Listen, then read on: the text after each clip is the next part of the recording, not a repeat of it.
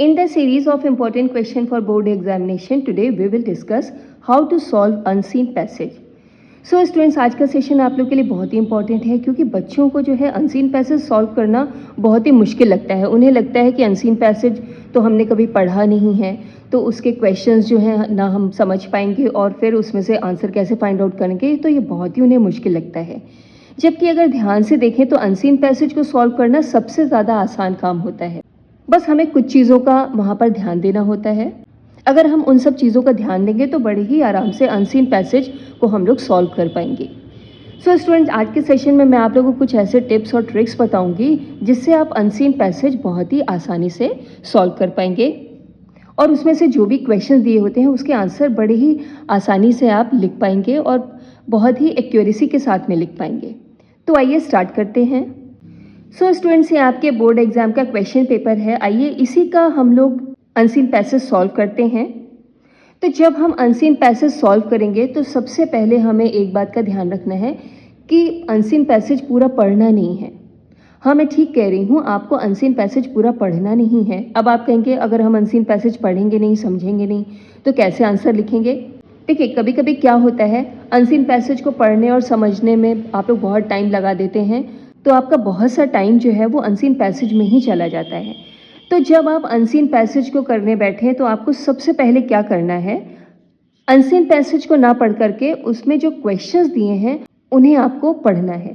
देखिए, 1 या 2 मिनट लगा करके आप क्वेश्चंस को बहुत ध्यान से पढ़ लीजिएगा और समझ लीजिएगा कि क्वेश्चन में क्या कहा जा रहा है, मतलब क्वेश्चन में क्या पूछा जा रहा है हमसे, हमें किस तरीके का क्वेश्चन इसमें दिया है, ये सब आपको वहाँ पर 1 या 2 मिनट लगा करके समझ लेना है।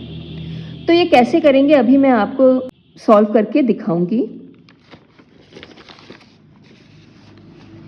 देखिए, ये आपका अनसीन पैसेज है और यहाँ पे आपके क्वेश्चन दिया है। क्वेश्चन दिया है what should the government aim at, दूसरा दिया है who should administer the country, why should the education be widely diffused, और फिर है आपका who should be handed over the administration of government. तो ये सब आपके क्वेश्चन दिए हुए हैं। अब इन क्वेश्चंस को आप अच्छे से समझ लीजिए। जैसे सबसे पहला क्वेश्चन है what should the government aim at, तो गवर्नमेंट को किस चीज़ पर एम करना चाहिए। तो मोस्टली क्या होता है कि जो आपका क्वेश्चन नंबर 1 होता है उसका आंसर आपको अनसीन पैसेज के स्टार्टिंग में ही मिल जाता है। तो बस हमें क्या करना है, ये वर्ड्स हमें समझने हैं, गवर्नमेंट एम एट, और जहाँ पर आपको इस तरह के वर्ड्स दिखाई दें बस वहीं से हमें इसका आंसर ढूंढना है। तो आइए देखते हैं इसका आंसर कैसे ढूंढेंगे। अब देखिए, यहाँ पर दिया हुआ है that government should be aimed at bringing about the welfare and happiness of the whole people. बस यही चीज़ है, किस चीज़ पे एम करना चाहिए, तो गवर्नमेंट को happiness of the whole people, bringing about the welfare. तो इस तरह से आपको यहाँ देखने को मिल रहा है, यहीं पर आपका आंसर है। तो आपका आंसर, अब जैसे क्वेश्चन पूछा हो आंसर आपको वैसे ही लिखना है।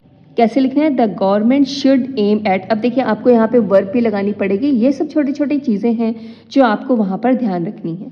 तो लिखना है the government should aim at, अब आपने यहाँ से लिख लिया bringing about the welfare and happiness of the whole people. तो यहाँ से लेकर के आपका आंसर यहाँ तक हो गया। तो इस तरह से आप यहाँ पर सॉल्व कर लेंगे। अब यहाँ पे नेक्स्ट क्वेश्चन आपका दिया who should administer the country, तो कौन है जिसे कंट्री को एडमिनिस्टर करना चाहिए, किसको देश का प्रशासक बनना चाहिए। तो अब वही चीज़ है, अब आप ये वर्ड जो है एडमिनिस्टर द कंट्री, तो इस तरह के आप जो है वर्ड्स आप अपने पैसेज में ढूंढेंगे। तो देखते हैं कहाँ मिलेगा।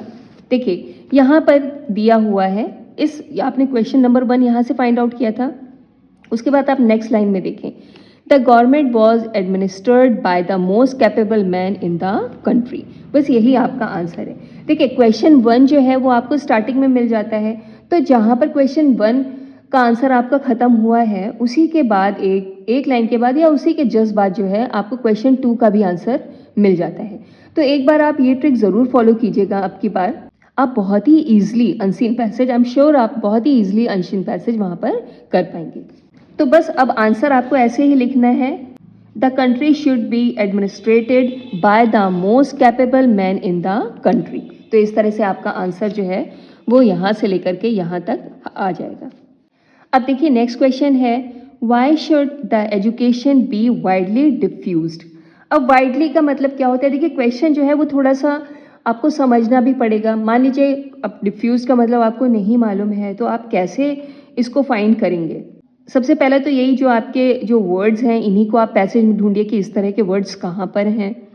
और अगर नहीं भी समझ में आ रहा है तो इसको थोड़ा-सा समझने की कोशिश कीजिए। एजुकेशन बी वाइडली, वाइडली तो आप जानते हैं ना, वाइड मतलब चौड़ा, तो यहाँ पे मतलब है कि एजुकेशन जो है वाइड यानी कि दूर दूर तक क्यों फैली होनी चाहिए, या इस तरह से आप इसका मीनिंग निकालने की कोशिश करें। और नहीं तो आप देखें कि ये वर्ड्स जो हैं वो कहाँ पर हैं आपके पैसेज में। तो आपका जो क्वेश्चन नंबर 2 है वो कहाँ पर कंप्लीट हुआ था, देखते हैं। By the most capable man in the country. अब हम इसी के बाद ढूंढेंगे इसका आंसर थर्ड का। Such capability has nothing to do with birth और डेथ और position by solely a matter of character and knowledge. अब इसके बाद में हम फिर देखेंगे these are produced by proper education, education should therefore be widely diffuse. अब देखिए आपको यहाँ पर वही वर्ड मिल गया, वाइडली डिफ्यूज, यानी अब आपका आंसर जो है क्वेश्चन नंबर 3 का आंसर आपको यहीं पर मिल जाएगा। अब देखिए यहाँ पे क्या दिया है, education should be widely diffuse so that the most talented man in the whole population might be prepared for the business of the government. ठीक है, आपका जो आंसर है वो यहाँ से लेकर के यहाँ तक आपको मिल गया। तो क्वेश्चन 3 जो है वो भी आपने बड़े आराम से यहाँ पे सॉल्व कर लिया। अब आइए क्वेश्चन नंबर 4 देख लेते हैं। तो क्वेश्चन 4 है आपका, who should be handed over the administration of government.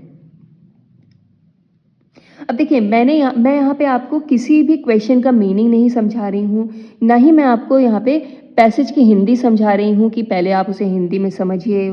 मैं सिर्फ बता रही हूँ, मैं सिर्फ आपको ये बताने की कोशिश कर रही हूँ कि आप किस तरीके से, जब आपको पैसेज का मीनिंग समझ में ना आए या आपको क्वेश्चन भी नहीं समझ में आ रहा है, तो आप किस तरीके से वहाँ पर आंसर लिख करके आएंगे। अब आपने यहाँ देख लिया handed over the administration of government, तो इस तरीके का अब हम यहाँ पर ढूंढेंगे कि आपको पैसेज में ऐसे वर्ड कहाँ पर मिल रहे हैं। तो देखिए हम लोग ने जो क्वेश्चन 3 का आंसर जो है वो यहाँ पे कंप्लीट किया था, prepared for the business of the government. अब इसी के बाद हम पढ़ेंगे and the administration of the government should be handed over. अब देखिए आपको वही वर्ड्स मिल गए जो आपके क्वेश्चन में पूछे गए थे, बस आपको यहीं से आंसर लिखना है। अब आपको लिखना क्या है, the administration of the government should be handed over to such man without regard to their origin. अब यहाँ पे सच मैन आपको नहीं लिखना है कि ऐसे लोगों को देना चाहिए without regard to their origin, मतलब कि वो कहाँ पर पैदा हुए हैं, उनकी उत्पत्ति कहाँ से है, वो किस जाति धर्म से है, इन सब बातों का ध्यान रखे बिना ऐसे लोगों को देना चाहिए। कैसे लोगों को देना चाहिए, अब यहाँ पर देखिए, यहाँ पे बात हो रही है पैसेज में कि कौन गवर्नमेंट को चलाएगा। तो देखिए आपने देखा ना, such capability has nothing to do with birth और डेथ और पोजिशन। तो यहाँ पे हमें बस लिखना है कैसे, ऐसे लोग, ऐसे व्यक्ति, कैसे व्यक्ति जो कि कैपेबल हों। यहाँ पे बस हमको इतना लिखना है, सच मैन, सच कैपेबल मैन, बस आपको इतना लिख देना है। तो थोड़ा सा आप जो है अपनी तरफ से भी समझ करके आंसर वहाँ पर लिखिएगा, और बाकी आपको यहाँ से लेकर के यहाँ तक आपका पूरा जो है आंसर एज इट इज़ आपको यहाँ पर मिल गया। तो इस तरीके से बड़ी आसानी से आप जो है क्वेश्चन को सॉल्व कर सकते हैं, उसका आंसर आप लिख सकते हैं। अब आता है वोकैबलरी सेक्शन। अब आप कहेंगे कि हम वोकैबलरी सेक्शन में बहुत फंस जाते हैं। तो स्टूडेंट्स फिर वही चीज़ है, आपको थोड़ा सा देखिए, जैसे कुछ ऐसे वर्ड्स होते हैं, कुछ डिफ़िकल्ट से वर्ड होते हैं जो वहाँ पर आपको पैसेज में दिखाई देते हैं, तो आप उनको रिलेट करने की कोशिश कीजिएगा कि हो सकता है उसका मीनिंग यही हो। जैसे यहाँ पे देखिए दिया है, find the word from the passage that means कंपीटेंस। अब कंपीटेंस का मतलब होता है क्षमता, किसी चीज़ की कैपेबिलिटी। तो आपके पैसेज में देखिए यहाँ पे वर्ड दिया हुआ है कैपेबिलिटी। कैपेबिलिटी का ही मतलब होता है कंपीटेंस। तो वो आपको इस तरीके से कुछ वर्ड होते हैं, देखिए एडमिनिस्ट्रेशन यानी प्रशासन करना, शासन करना, ये सब कुछ चीज़ें तो आप समझ ही लेंगे। कंपीटेंस क्या होता है, तो ज़रूरी कैपेबिलिटी ही होगा। तो ये थोड़ा सा आप समझ करके वहाँ पर कीजिएगा, आई एम श्योर कि आप लोग वहाँ पर कर लेंगे। अब देखिए यहाँ पर आपका सेकेंड है, which phrase in the passage means be given to. अब आपसे पूछा जा रहा है कि कौन सा फ्रेज है जिसका मतलब होता है बी गिवन टू। अब गिवन टू का मतलब होता है देना, गिवन मतलब देना, ये तो आप लोग समझ ही जाएंगे। तो ऐसा ही बी गिवन टू जैसा ही मिलता जुलता आपको वहाँ पर कुछ दिखेगा, यानी कि देना, या इस तरह से आप देखें कि कौन सा वर्ड है यहाँ पर। जैसे कि आपके पैसेज में यहाँ पर दिया हुआ है ये बी हैंडेड ओवर, ये दिया हुआ है आप पर, बिल्कुल इसी तरह से be given to be handed over. Hand over करना मतलब किसी को देना, तो यही आपका जो वर्ड है इसका मतलब होता है बी गिवन टू, तो ये आप वहाँ पर लिख लेंगे। अब देखिए हम लोग यहाँ लास्ट क्वेश्चन पे आ गए हैं। Which word in the passage is the opposite of collectively. Passage में ऐसा कौन सा वर्ड है जो कलेक्टिवली का ऑपोजिट हो। तो कलेक्टिवली मतलब क्या होता है, कलेक्ट करना, कलेक्शन, इकट्ठा कोई चीज़, ठीक है। तो कलेक्टिवली का मतलब होता है समग्र रूप से, यानी कि एक कोई चीज़ जो इकट्ठी हो, एक साथ हो, ग्रुप में हो, तो कलेक्शन मतलब यही होता है। तो इस तरीके से आप यहाँ पर इसका मीनिंग निकाल सकते हैं। कलेक्टिवली यानी समग्र रूप से, एक साथ, ग्रुप में, तो ये इसका ऑपोजिट क्या हो सकता है, कोई चीज़ जो अकेली। तो अब हम पैसेज में ऐसा वर्ड ढूंढेंगे जिसका मतलब होता है अकेला होना। आइए देख लेते हैं ऐसा कौन सा वर्ड है। देखिए यहाँ पर दिया हुआ है but solely a matter of character and knowledge. Solely मतलब होता है अकेला, तो यहाँ से भी आप निकाल सकते हैं कि केवल या एक ही बात होती है, मैटर ऑफ करेक्टर या नॉलेज। तो ये मीनिंग इसका जा रहा है कलेक्टिवली, सोनली, आप देख रहे हैं एल वाई यहाँ पर। तो इस तरीके से जो है आप इसका आंसर ढूंढ सकते हैं। सो स्टूडेंट्स, इस तरीके से आपका पैसेज जो है वो सॉल्व हो गया। आई होप आप लोग को ये बहुत अच्छे से समझ में आया होगा। बस थोड़ी बहुत चीज़ें जो हैं वो आपको ध्यान में रखनी है, जैसे कि आपको पहले क्वेश्चंस जो हैं वो बहुत अच्छे से पढ़ लेने हैं, समझ लेने हैं। उसके बाद में जो क्वेश्चन के जो वर्ड्स हैं वो आपको ढूंढने हैं कि वो पैसेज में कहाँ लिखे हैं, और वहीं से आपको आंसर जो है वो ढूंढना है। अब क्वेश्चन 1 का आंसर आपको स्टार्टिंग में ही मिल जाएगा, क्वेश्चन 2 का आंसर उसके बाद में मिलेगा, 3 का सेकेंड के बाद में मिलेगा, 4 का थर्ड के बाद में मिलेगा। तो इस तरीके से करके आंसर जो है वो आपको मिलते जाएंगे। तो ये सब छोटी छोटी चीज़ें हैं जिनका आप ध्यान रखेंगे। अब लास्ट का जो ई क्वेश्चन होता है वो आपका क्या होता है, मीनिंग से रिलेटेड होता है। कोई सिनोनिम या एंटोनिम आपसे पूछा जा सकता है, तो आप उन वर्ड्स का मीनिंग जो है आपस में रिलेट करने की कोशिश कीजिए। पैसेज में पढ़ करके आप कोशिश कीजिए कि इस वर्ड का क्या मीनिंग निकल रहा है।